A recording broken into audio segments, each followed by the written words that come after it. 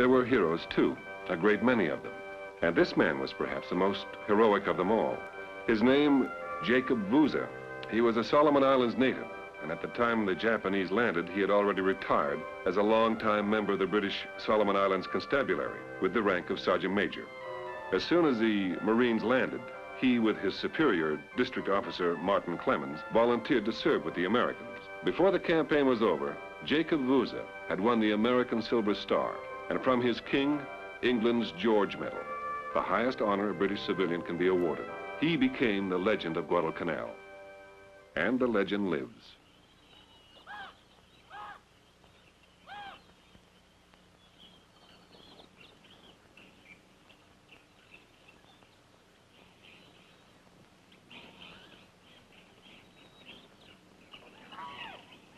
Vouza is an old man now, but remains active and in reasonably good health.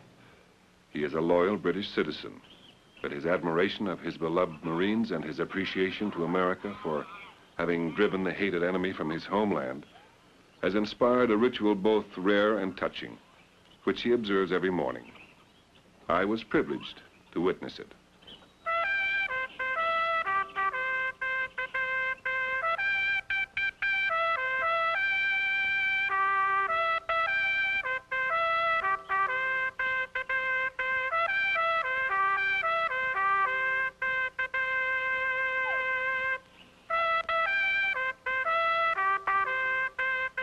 Vouza's village is named Roroni and is about 25 miles east of Henderson Field.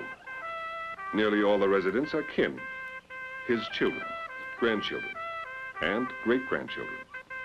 Once he has run the stars and stripes to the top of his flagpole, he calls the children to him.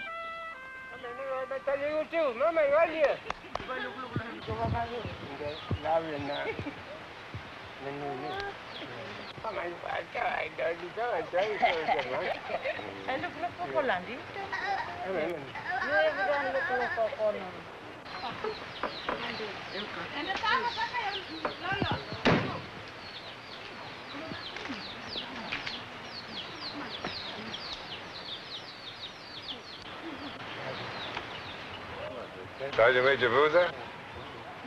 My name is Leslie Nielsen, and I've come over here from California. Yeah.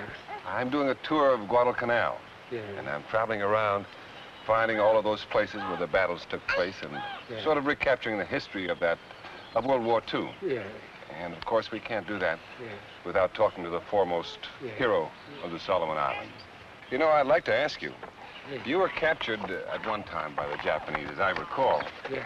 Could we go over and you could sort of explain to me what happened when the Japanese captured you that time? Yeah.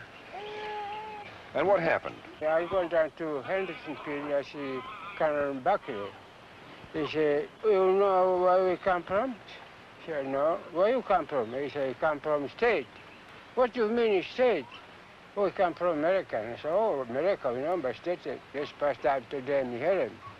It is difficult to understand Sergeant Major Vouza. He speaks in pidgin English and still suffers from one of the wounds the Japanese inflicted upon him, which severed part of his tongue. But his story is a fascinating one. My people died. But I worked to Marine for 2 weeks. Maybe 3 weeks, and I come again and got one American flag. He's telling me that he had retired from the native constabulary before the Japanese arrived. When they landed, he offered to serve Officer Martin Clemens, who had resolved to keep the British Solomon Island government in existence, and with a few devoted natives like Vouza, had retired to the hills to act as a coast watcher and keep the Allies advised of enemy activity. When the Americans landed, Vouza and Clemens entered the Marine lines at Beach Red and volunteered their services. Their offer was gratefully accepted. Clemens was placed in charge of native scouts, and Vouza was assigned to scout for Marine patrols that were ranging eastward from the perimeter. On August 18th, Colonel Ichiki's men captured Vouza near his village. They found an American flag, which the Marines had given him, and decided he was working for the Americans. They tied him to a tree and tried to torture information from him. He refused and would only reply, "Kanaka," meaning native. They kept on and promised him that if he didn't talk, they would kill him at nightfall. Vouza kept his silence, and the Japanese kept their promise, or at least they tried to. Brutally, they bayoneted this brave man 5 times, each thrust running clear through his body. That's why I give my life to the Marine and the Solomon Island, because I was a real man on this island. Sergeant Major, when you were captured by the Japanese, Yeah, and they bayoneted you, yeah. 5 times, I believe, wasn't it? You want to see? Could you? I would like to see him. I helped him remove his tunic, which incidentally is a present from the Marines. There we are. He described the bayoneting. Here is a password, right here. Mm-hmm. Somewhere, it come up on top. Mm-hmm. Right up my neck is my tongue. Mm-hmm. And the second one here. I just come up on top and break my hand like that. Here.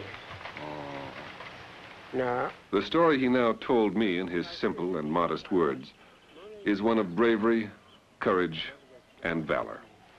put bench on me and This is when you had come to after they had left you, is Yeah. that it? But they had left you for, yeah, they had left you for dead? Yeah. They leave me there because they've been killed too. But you must have lost a lot of blood. Oh, now. blood. How did you find the strength to get from there to the where did you go from there? One day I filmed nobody there was me. I just go across the river and then go and stand Did you up. go? Did you swim across the river? Myself, yes, I go. You swam yourself? Yeah. Then I go up and see one coconut tree like this. I lay my eyes around because I let more blood. Yeah. Now I pray to God. God show me the way where I go. What do you mean when you say you prayed to God? What did you pray for? You pray for strength? But what thing? And I pray to find the way. Yeah. My praying. And what to? And I said, what road you want me to do? Me 2 roads. One big one, one small one. Yeah.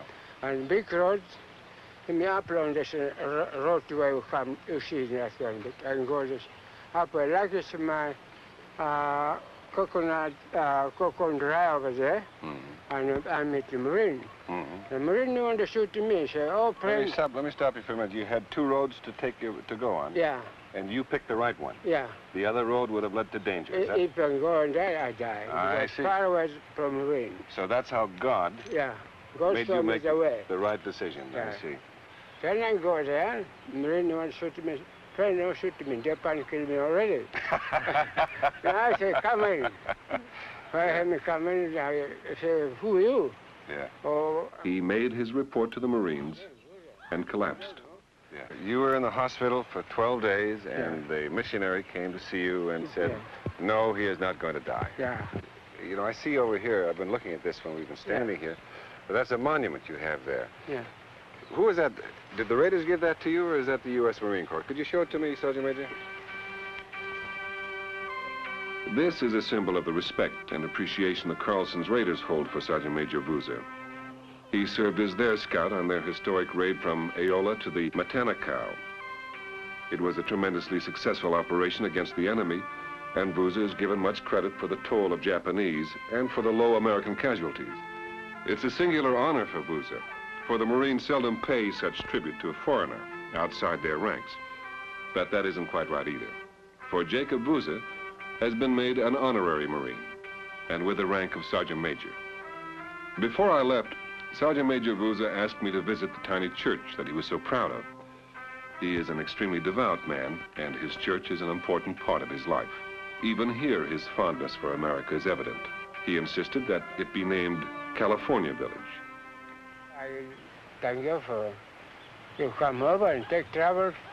Roll you receipt to come and see me. Well, I thank you for taking the trouble to tell us the story and to recount it for us, and for your hospitality and for letting me meet your family, and I hope to come back to see you again. Oh, thank you. Come over. Vouza lives as a true example of the Marines' motto, Semper Fidelis, always faithful.